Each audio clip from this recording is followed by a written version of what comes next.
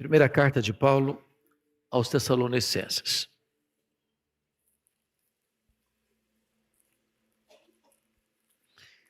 Vamos ler no capítulo 1, versos de 1 a 10, todo o capítulo.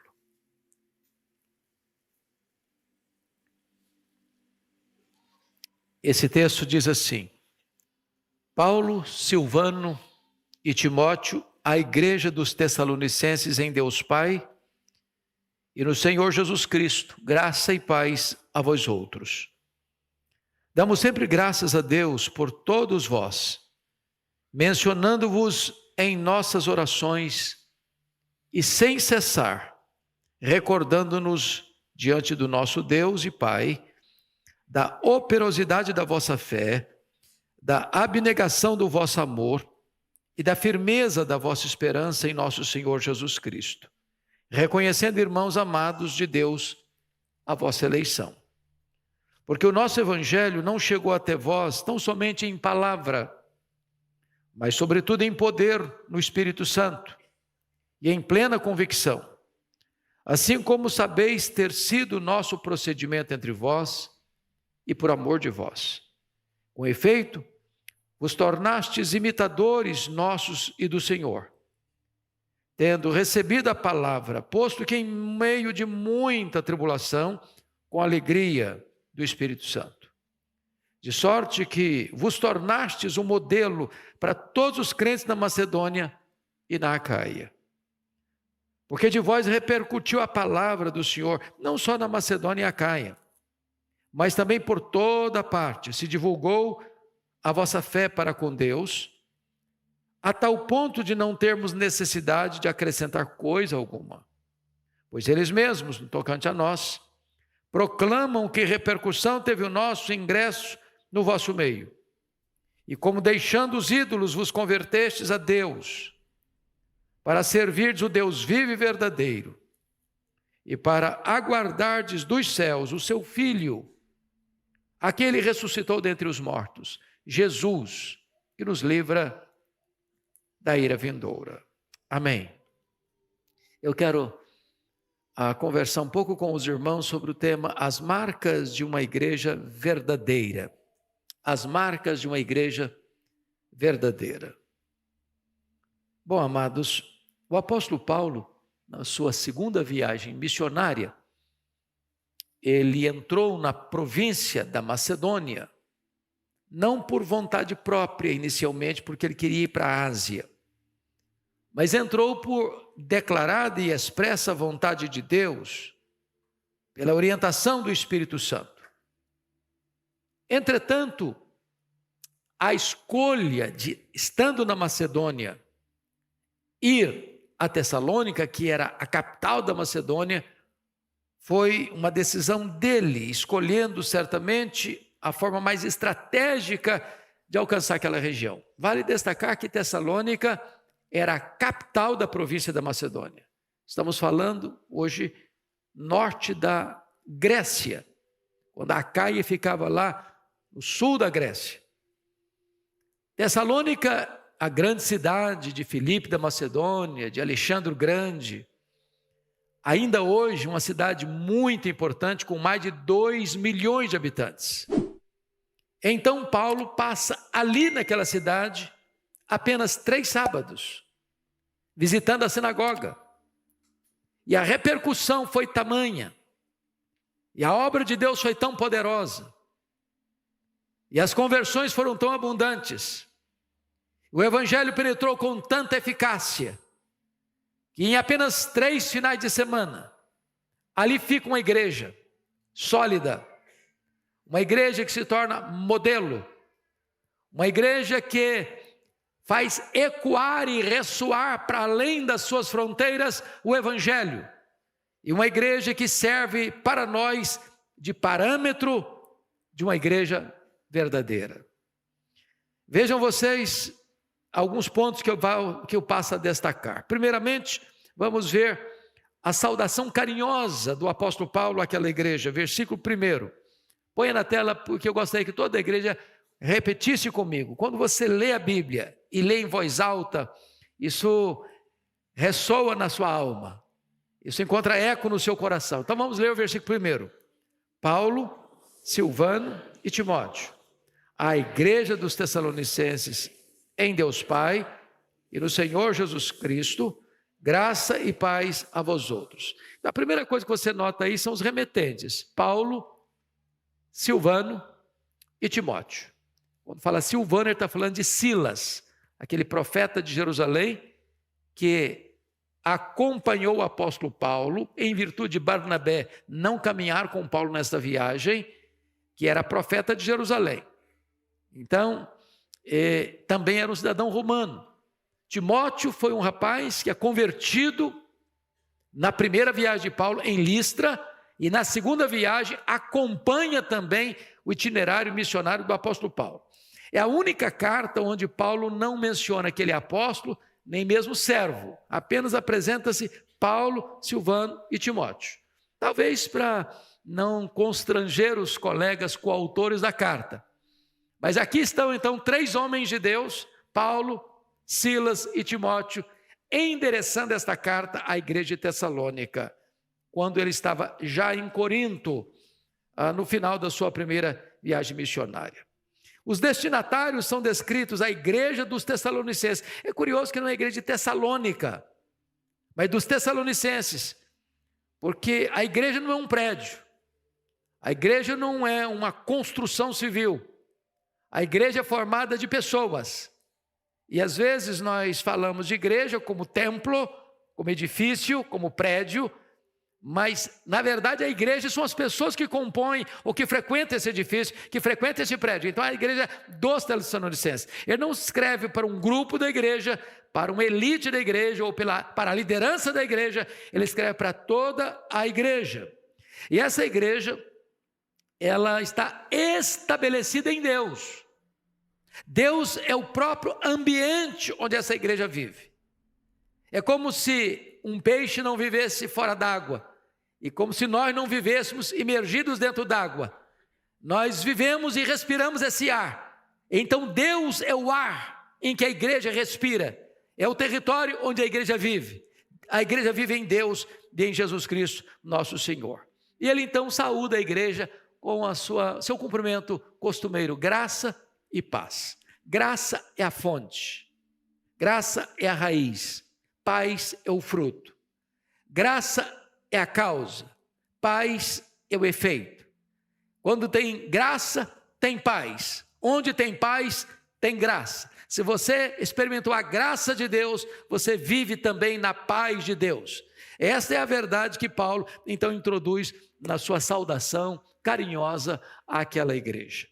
Agora vamos ver o segundo ponto, uma gratidão copiosa, nos versos 2 a 5. E ele começa assim: dando sempre graças a Deus por todos vós, mencionando-vos em nossas orações e sem cessar. Paulo tinha que ser um homem de oração, para lembrar de todas as igrejas, para lembrar de todos os crentes, ou para colocar cada um deles na presença de Deus, sem cessar, com gratidão em seu coração, mencionando-os em suas orações. É porque Paulo era um homem comprometido com a intercessão. Ele não era apenas um pregador, era sobretudo um intercessor daqueles que acreditavam no Senhor Jesus Cristo.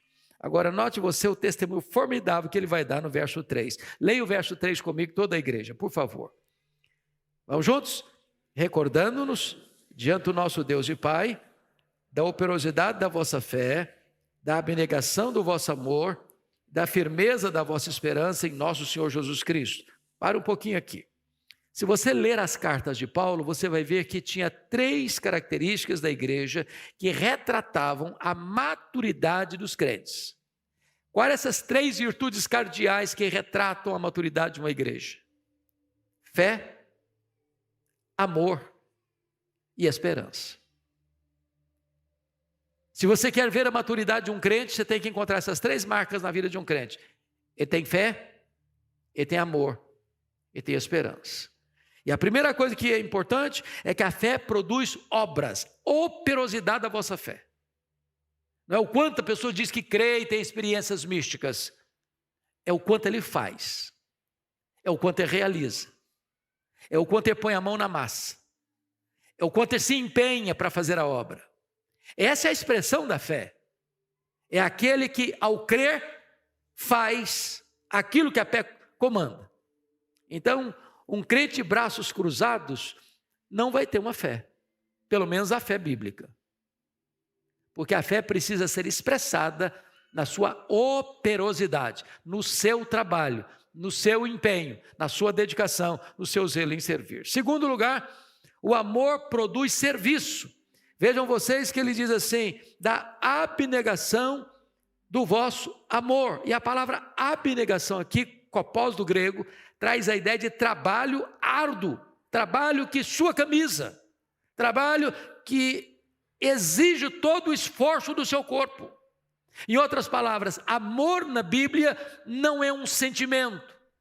Amor na Bíblia é uma ação. É por isso que a Bíblia diz lá que Deus amou o mundo de tal maneira que deu o seu Filho. E agora a Bíblia diz que se Deus nos deu o seu Filho, a prova que nós amamos é quando nós damos a nossa vida pelo nosso irmão. Então você ama, ok, qual a prova? Qual a evidência? Eu falo muito que eu amo, eu rasgo o verbo que eu amo, eu falo com muita eloquência que eu amo, mas essa não é a prova do amor. Não amemos de palavras, mas de fato e de verdade. Onde tem amor, tem serviço ao próximo. E aí ele diz em terceiro lugar, que a esperança produz uma paciência triunfadora. Essa palavra que você encontra aí, da firmeza da vossa esperança, a palavra firmeza aí, é a palavra ripomone, e essa palavra é uma das palavras mais ricas do grego, que significa paciência triunfadora. Como é que você tem esperança? É quando você tem paciência triunfadora para esperar. É quando você espera sem se desesperar. É quando você espera com confiança. É quando você espera crendo que a promessa não vai falhar. É quando você espera, não com a pressa do seu relógio, mas com o cronos de Deus no tempo oportuno, com o kairós de Deus no tempo oportuno de Deus. Então essas são as três marcas que Paulo menciona do testemunho formidável desta igreja. Mas agora ele dá mais uma prova do testemunho daquela igreja, no versículo 4, uma prova irrefutável. Veja aí comigo o verso 4, põe na tela, por favor. Vamos juntos? Reconhecendo, irmãos, amados de Deus, a vossa eleição. Então Paulo reconhece que aqueles irmãos são o quê? Eleitos de Deus. E eu sei que esta é uma doutrina que tem causado constrangimento em alguns, um equivocado entendimento de outros, oposição de tantos mais. Mas a eleição é uma verdade revelada nas Escrituras. E nós não podemos pular esse assunto. Então veja você que Paulo reconhece a eleição daquela igreja, a eleição daqueles crentes. E a pergunta é, quem escolhe quem? Fomos nós que escolhemos a Deus? Ou foi Deus quem nos escolheu? Jesus disse, não fostes vós que me escolheste, pelo contrário, eu vos escolhi a vós outros.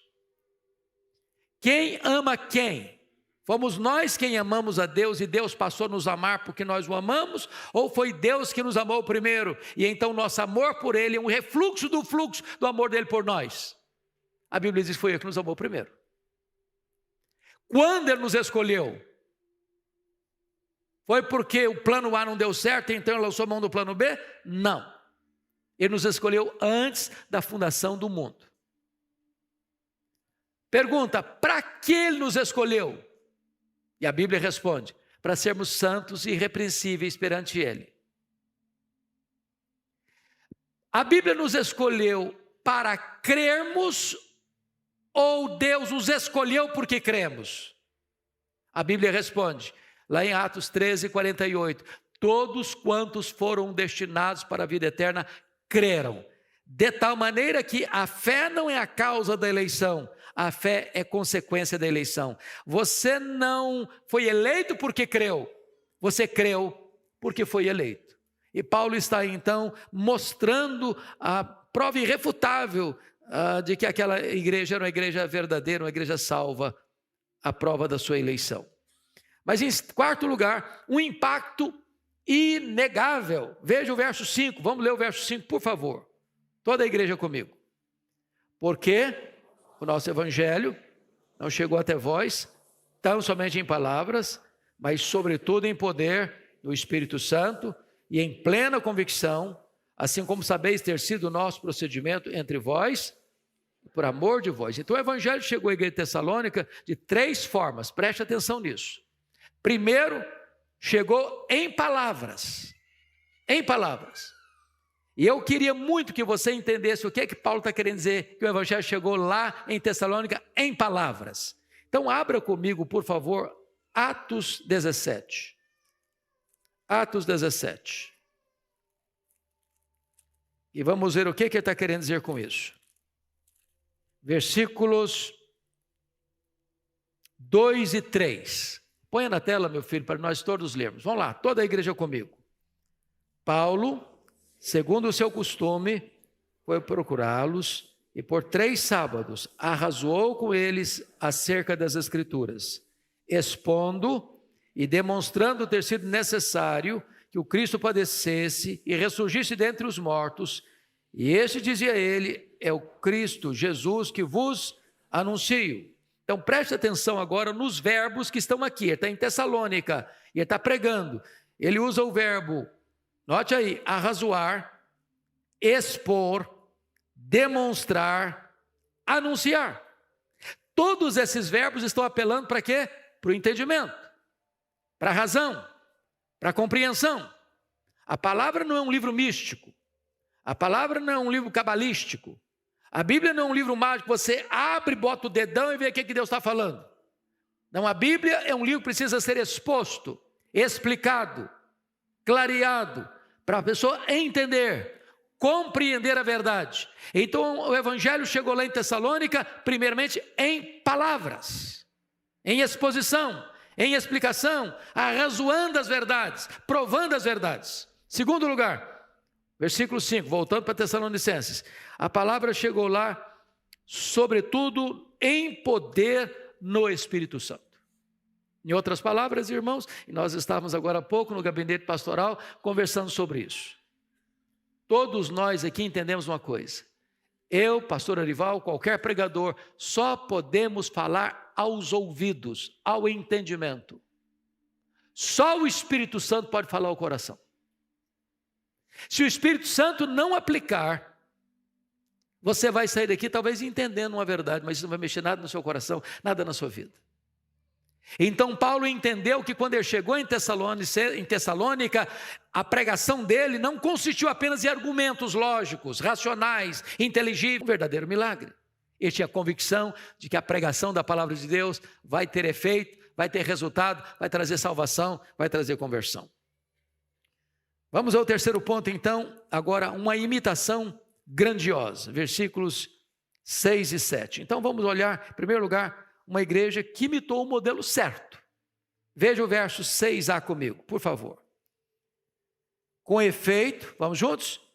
Com efeito, vos tornastes imitadores nosso e nosso Senhor, até aqui.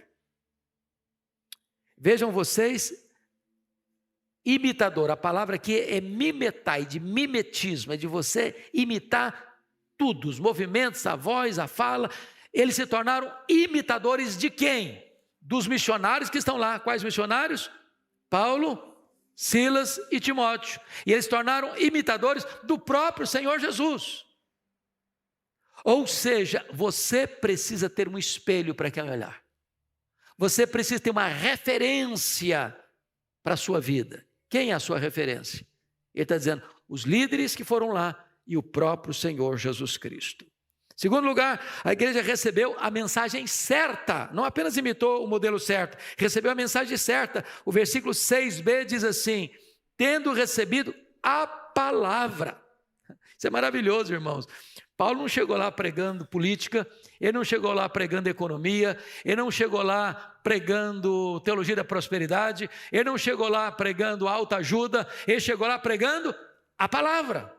A palavra é viva, a palavra é poderosa, a palavra não volta para Deus vazia, a palavra vai operar os desígnios de Deus no coração. É por isso que esta igreja, e hoje louvado seja Deus, celebrando nessa semana 166 anos da Igreja Presbiteriana do Brasil, a única coisa que nós precisamos continuar fazendo com zelo e fidelidade é pregar a palavra, não é inventar roda, não é pregar a última novidade do mercado da fé, não é pregar a última corrente teológica, não é pregar o que o fulano disse ou Beltrana falou, é pregar a palavra de Deus, é expor a igreja. Que coisa maravilhosa, o que Deus pode fazer, pelo poder da sua palavra e pelo poder do seu Espírito. Mas agora, vejamos além de uma repercussão abrangente, vejamos agora uma conversão evidente no versículo 9a. Põe na tela o versículo 9a. Pois eles mesmos, no tocante a nós, proclamam que repercussão teve o nosso ingresso no vosso meio, e como deixando os ídolos, os convertestes a Deus, até aqui. O que Paulo está dizendo é que, então, quando Jesus voltar, não só não teremos condenação, nós entraremos no gozo do Senhor. Porém, aqueles que ainda não foram convertidos, que não nasceram de novo, quando Jesus brotar nas nuvens, cessou a esperança de salvação para eles. Não tem mais expectativa nenhuma de redenção. Agora ele não vem mais para salvar. Agora ele não vem mais como advogado. Agora ele vem como juiz. Agora ele vem para sentar no trono e julgar. E aqueles que não estão debaixo do seu sangue, e aqueles que não nasceram de novo, aqueles que não se arrependeram dos seus pecados, aqueles que não se entregaram a Ele, a Cristo como seu Salvador e Senhor, esses terão que sofrer a ira de Deus eternamente sobre a sua vida. É uma horrível expectativa de juízo. Então preste muita atenção. Não adianta você pensar ou falar da segunda vinda, porque este é o ponto mais importante agora para você. Estou preparado para o encontro com o Senhor? Nesta noite você veio aqui, e se você ainda não estava preparado, se você ainda não se rendeu a Jesus, esta pode ser a noite da sua salvação, esta noite você fugir da ira vindoura, esta noite você ter sobre a sua cabeça, não a ira de Deus, mas a graça de Deus, a chuva do perdão de Deus, a bênção da salvação de Deus. Essas foram as marcas dessa igreja verdadeira. A minha oração é que a Igreja Presbiteriana do Brasil, que está terça-feira comemorando 166 anos de vida, de plantação, de existência em solo pátrio, a minha oração é que a Igreja Presbiteriana de Pinheiros continue seguindo essas mesmas pegadas de uma igreja verdadeira. Uma igreja fiel, uma igreja missionária, uma igreja que serve, uma igreja que adora, uma igreja que é luz para as nações, uma igreja que é modelo para os povos. Que Deus nos abençoe, em nome de Jesus. Amém.